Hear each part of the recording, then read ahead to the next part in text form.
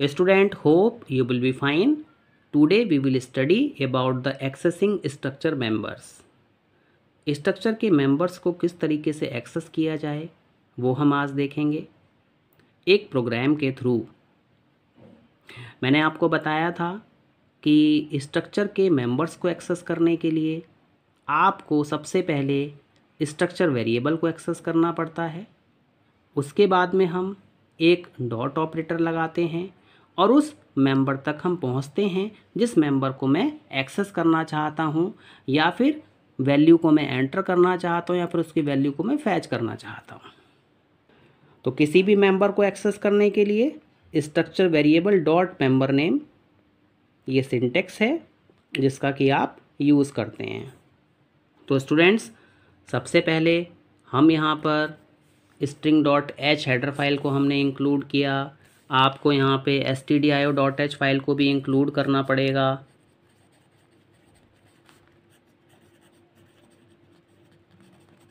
Now इसके बाद हम स्टूडेंट नेम का स्ट्रक्चर क्रिएट कर रहे हैं जिसमें हम 3 मेंबर्स ले रहे हैं। एक नेम है, दूसरा रोल नंबर है और तीसरा मार्क्स है। नेम स्ट्रिंग को रिप्रेजेंट करता है, तो मैंने यहाँ पे कैरेक्टर एरे को क्रिएट किया। स्ट्रक्चर को लास्ट में आपको सेमीकोलन से एंड करना होता है, ये कंपलसरी है। नाउ स्टूडेंट्स, अब हम मेन फंक्शन बनाएंगे। देखिए, ये जो आपने स्ट्रक्चर यहाँ पे डिफाइन किया है, ये आपका क्या है, ग्लोबली है। इट मीन्स ये जो आपका स्ट्रक्चर है, इसको जितने भी फंक्शंस आप बनाएंगे इस फाइल में, इस प्रोग्राम में, वो सारे के सारे फंक्शंस इस स्ट्रक्चर को एक्सेस कर सकते हैं। इट मीन्स मेन फंक्शन से आप बिफोर जो भी लिखते हैं वो आपका एक ग्लोबल सेक्शन होता है। ये स्ट्रक्चर आपका ग्लोबली डिफाइन है। नाउ देखिए, इसके बाद मेन फंक्शन की आपने डेफिनेशन लिखी। मेन फंक्शन में मैंने आपको बताया था कि स्ट्रक्चर वेरिएबल को क्रिएट करने के 2 तरीके हैं।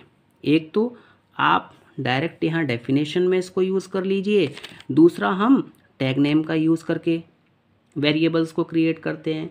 तो यहाँ पर हमने क्या किया है, टैग नेम का यूज़ किया है। इट मीन्स मेन फंक्शन के इनसाइड हम यहाँ पे स्ट्रक्चर वेरिएबल्स को क्रिएट कर रहे हैं। स्ट्रक्ट टैग नेम क्या है इसका, स्टूडेंट, वो हमने यहाँ पे यूज़ किया। stu1, stu1 को देखिए हमने यहाँ पे डायरेक्टली इनिशलाइज भी कर दिया है। पहला नेम, दूसरा रोल नंबर, तीसरा मार्क्स। इसके बाद में stu2 बनाया, stu3 बनाया। इन दोनों को हमने यहाँ पे इनिशलाइज नहीं किया है। और आपको ये बताया गया है कि जिस ऑर्डर में आप मेंबर्स को डिफाइन करेंगे उस ऑर्डर में ही आपको उनको इनिशलाइज करना होता है। जैसे मेरे पास में स्ट्रक्चर है, उसमें नेम आया, रोल नंबर आया, मार्क्स आया, ये ऑर्डर है। पहले मुझे नेम सेव करना है, दूसरा रोल नंबर सेव करना है और तीसरा मार्क्स सेव करना है। तो this is the order. Now student, detail of student 1, सबसे पहले हम यहाँ पे नेम को प्रिंट करेंगे। तो stu1 डॉट नेम, पहले आप स्ट्रक्चर वेरिएबल के पास में गए, उसके बाद में उसके नेम के पास में गए। फिर देखिए, अगर मैं इसको समझना चाहूँ तो ऐसे भी समझ सकता हूँ कि this is the memory location of stu1। इसके पास में क्या है, नेम है, रोल नंबर है और मार्क्स हैं। नेम क्या है इसके पास में, ABC है, रोल नंबर 11 है और मार्क्स 25.6 हैं। तो यहाँ पर आपने क्या लिखा, stu1 dot name, stu1 dot name print हो गया। रोल नंबर प्रिंट करने के लिए %d, stu1 dot roll number, stu1 dot roll number print हो गया। मार्क्स को एक्सेस करने के लिए stu1 डॉट मार्क्स, तो आपने इसको एक्सेस कर लिया। नाउ इसके बाद में हमने 2 वेरिएबल और क्रिएट किए हैं। एक student2 क्रिएट किया है और दूसरा student3 क्रिएट किया है। अब देखिए, student2 के लिए हम डेटा को एंटर करेंगे कीबोर्ड से, student3 के लिए डेटा को एंटर करेंगे कीबोर्ड से, और इसमें कुछ हम मैनिपुलेशंस भी करेंगे, कुछ चेंजेस भी करके देखेंगे। नाउ स्टूडेंट्स STU2 जब आपने वेरिएबल क्रिएट किया तो मेमोरी एलोकेट हो गई।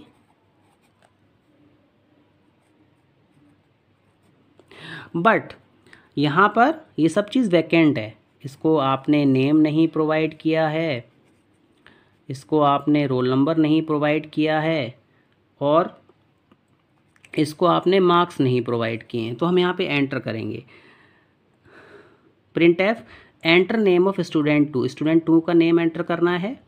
तो स्कैनएफ में आपने %s यूज़ किया, stu.name जो भी नेम आप एंटर करेंगे वो इस मेमोरी लोकेशन पे आके सेव हो जाएगा। देखिए हमने यहाँ पे एम्परसेंड का यूज़ नहीं करना है। क्यों नहीं करना है? क्योंकि जो नेम है वो क्या है, कैरेक्टर एरे है, और कैरेक्टर एरे अपने आप में क्या होती है, स्ट्रिंग होती है, और जो एरे का नेम होता है वो अपने आप में पॉइंटर होता है, उसके पास ऑलरेडी उस मेमोरी लोकेशन का एड्रेस है। नाउ रोल नंबर हमें सेव करना था, enter roll number of student two के रोल नंबर को यहाँ पे एंटर करना है। तो यहाँ पे हमने क्या लिखा, यहाँ पे आपको %d यूज़ करना है, address of STU2 dot roll number, तो रोल नंबर यहाँ पे जाके सेव हो जाएगा। इसी तरीके से मार्क्स आपको यहाँ पे एंटर करने हैं, %f address of STU dot marks, तो यहाँ पे मार्क्स एंटर हो जाए। अब देखिए डिटेल को प्रिंट करना है तो वही हमने सेम printf नेम क्या है, %s STU dot name, name student 2 के पास में नेम आ गया, नेम आपने प्रिंट कर दिया, उसका रोल नंबर प्रिंट कर दिया, उसके मार्क्स प्रिंट कर दिए। देखिए बस यहाँ पे आपको ये ध्यान में रखना है कि स्टूडेंट 1 के लिए हमने क्या यूज़ किया था, STU1 dot name, STU1 dot roll number, STU1 dot marks. तो इसी तरीके से स्टूडेंट 2 के लिए STU2 dot name, STU2 dot roll number, STU2 dot marks. अब नाउ स्टूडेंट्स देखिए प्रोग्राम की स्टार्टिंग में हमने यहाँ पे string.h हेडर फाइल को इंक्लूड किया था। अब जो हमारी string.h हेडर फाइल है इसमें हमारे पास में स्ट्रिंग रिलेटेड बहुत सारे फंक्शंस दिए हुए हैं, तो इसका यूज़ हम करते हैं। तो हमने यहाँ पे strcpy फंक्शन का यूज़ किया और डायरेक्टली यहाँ पे नेम प्रोवाइड कर दिया, STU3.name। इट मीन्स जो मेमोरी लोकेशन है उस पे STU3 के पास में नेम है, रोल नंबर है और मार्क्स हैं। तो यहाँ पे रोल नंबर आ गया XYZ। अब देखिए STU3 dot roll number is equal two plus STU2 dot roll number. अब STU2 डॉट का रोल नंबर कितना था, जो भी आपने एंटर किया, फॉर एग्जांपल 12, तो प्लस हो जाएगा, डेट इज़ 13 आ गया। अब स्टूडेंट 2 के मार्क्स से 10 मार्क्स ज़्यादा हैं स्टूडेंट 3 के, तो हमने यहाँ पे +10 लिख दिया। तो आप ये ऑपरेशंस भी परफॉर्म कर सकते हैं स्ट्रक्चर वेरिएबल्स पे। नाउ हमने यहाँ पे डिटेल प्रिंट की स्टूडेंट 3 की, तो सेम वही STU3 dot name, STU3 dot roll number, STU3 dot marks. तो इस तरीके से हम स्ट्रक्चर वेरिएबल्स को क्रिएट करते हैं। स्ट्रक्चर वेरिएबल को क्रिएट करने के बाद में हम उनको डायरेक्ट इनिशियलाइजेशन कर सकते हैं, जिस तरीके से हमने STU1 के केस में किया और उसके डेटा को प्रिंट किया यहाँ पर हमने स्टूडेंट 1 के। यहाँ पर स्टूडेंट 2 के डेटा को हमने क्या किया, कीबोर्ड के थ्रू एंटर करवाया, उसकी डिटेल को हमने प्रिंट किया। इसके बाद में स्टूडेंट 3 को हमने स्ट्रिंग हैंडलिंग फंक्शंस का यूज़ किया और कुछ हमने यहाँ पे ऑपरेशंस परफॉर्म किए। नाउ स्टूडेंट 3 के डिटेल को हमने प्रिंट कर दिया। तो स्टूडेंट्स आपने देखा कि हम स्ट्रक्चर क्रिएट करते हैं डिफरेंट टाइप के एलिमेंट्स को कंबाइन करने के लिए। हमने नेम, रोल नंबर और मार्क्स को कंबाइन किया। डिफाइन करने के बाद में स्ट्रक्चर वेरिएबल्स को हम बनाते हैं, उनको आप डायरेक्ट इनिशियलाइजेशन भी कर सकते हैं या फिर कीबोर्ड के थ्रू डेटा को एंटर कर सकते हैं। उसके बाद में हम उसको प्रिंट करते हैं और सिंपल जो सिंटैक्स है वो ये है, structure variable dot member name. चाहे आप इसको प्रिंट करें या फिर आप इसको डेटा को रीड करें, डेटा को राइट करें, डेटा को रीड करें, प्रिंटफ फंक्शन का यूज़ करें, स्कैनफ फंक्शन का यूज़ करें, वहाँ पे सेम सिंटैक्स फॉलो होगा, structure variable dot member name. तो हम स्ट्रक्चर के मेंबर को एक्सेस करने के लिए इस सिंपल सिंटैक्स को फॉलो करते हैं। नाउ स्टूडेंट्स अब हम ये देखते हैं how structure are stored in memory. Structure memory में किस तरीके से स्टोर होते हैं। मैंने यहाँ पे एक स्ट्रक्चर क्रिएट किया जिसका नेम क्या दिया है, बुक। इसमें मैंने टाइटल मतलब बुक का नेम जो कि स्ट्रिंग फॉर्म में होगा, किस ईयर में इस बुक को क्रिएट किया गया है, उसका प्राइस क्या है, हमने डबल में लिया है। नाउ अब देखिए मेन फंक्शन में हमने एक स्ट्रक्चर वेरिएबल बनाया b1 नेम का, जिसका नाम क्या है, b1 year 1742 price 2.5। Now students ये हमारा स्ट्रक्चर ग्लोबली डिफाइन है। तो सबसे पहले हम यहाँ पे एड्रेस प्रिंट करते हैं। जब आप इनका एड्रेस प्रिंट करेंगे तो जैसा कि आपको बताया गया कि स्ट्रक्चर को जो मेमोरी है वो कंटिन्यूअसली एलोकेट होती है, मींस सीक्वेंशली एलोकेट होती है। तो इसको अगर हम प्रैक्टिकली देखना चाहते हैं तो सबसे पहले हमने स्ट्रक्चर क्रिएट किया, उसको इनिशियलाइज कर दिया, उसके बाद में उसका एड्रेस प्रिंट कर दिया। जब आप इस प्रोग्राम को रन कराएंगे तो आप देखेंगे यहाँ पर सीक्वेंशली मेमोरी पूरी की पूरी प्रिंट होगी। जैसे 5 + 2 7, उसके बाद में प्लस हमारे पास में 8 बाइट्स आ जाएंगी। Now students it means total 15 bytes of memory allocate होगी। जब आप स्ट्रक्चर का साइज प्रिंट करना चाहते हैं तो उसके लिए हमने क्या किया, साइज ऑफ ऑपरेटर का यूज़ कर लिया।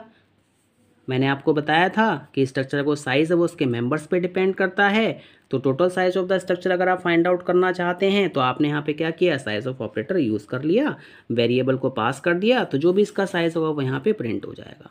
अब हम इसके मेमोरी रिप्रेजेंटेशन को देखें। फॉर एग्जाम्पल सबसे पहले मेरे पास में क्या है, टाइटल है। टाइटल क्या है, कैरेक्टर एरे है। इसके बाद में मेरे पास में क्या है, ईयर है जो कि आपने इंटीजर में लिया है। और उसके बाद में मेरे पास में प्राइस है जो कि आपने डबल में लिया है। तो सबसे पहले कैरेक्टर के लिए मेमोरी एलोकेट हुई 2000 से लेके 2004।